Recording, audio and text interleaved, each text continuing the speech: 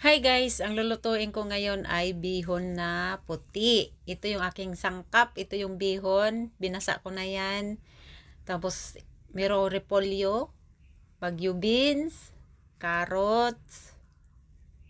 Ito yung tainga ng daga. Meron akong bell pepper, sibuyas panggisa, bawang panggisa, at meron din akong manok na nakahimay na.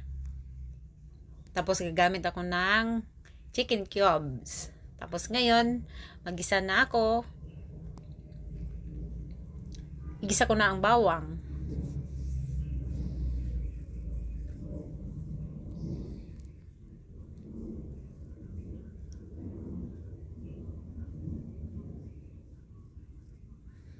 Gusto kong mag-brown para mabango. Ayan, hintayin ko mag-brown yan. Tapos isunod ko ang sibuyas kasi mabango na ang aking bawang. Yan, lagay ko ng sibuyas. Yung gusto ko kasi mag-brown para mabango.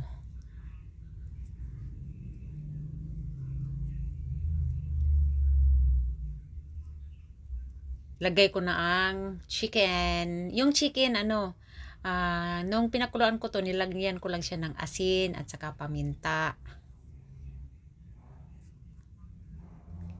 Tapos lagyan ko na siya ng kanyang broth. Yung pinagpakuluan ko kanina ng breast.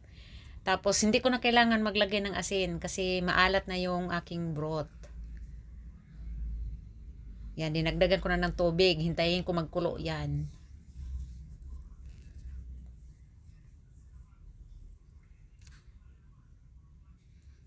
Tapos ilagay ko yung tainga ng daga kasi matagal maluto yan eh. Kaya inuna ko na siya.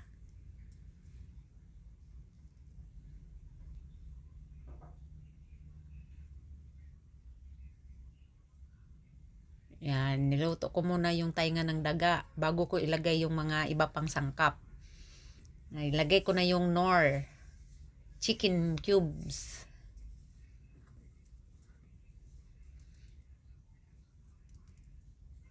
So, luto na yung dyan, tainga ng daga. Kaya, ilagay ko na yung carrots.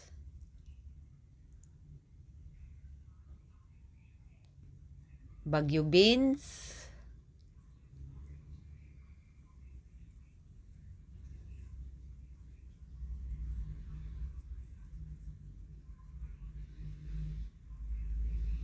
Ngayon, naluto na. Isunod ko na ang bihon.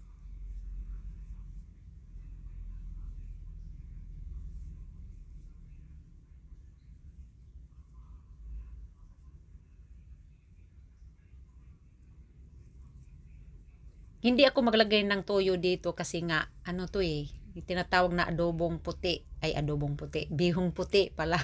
Ginisang bihon puti. Ayun, nandyan na yung bell pepper at saka carrots. Ang ingay ko talaga. Hindi ko na alam kung anong nilalagay ko. Yun na yun. Yan, hahaluin ko ng maigi. Kaya nga siya puti kasi hindi ako naglalagay ng toyo. Asin lang ang nilalagay ko at saka yung chicken cubes. Ayun na siya guys. Okay na ito. Thank you for watching. Bye!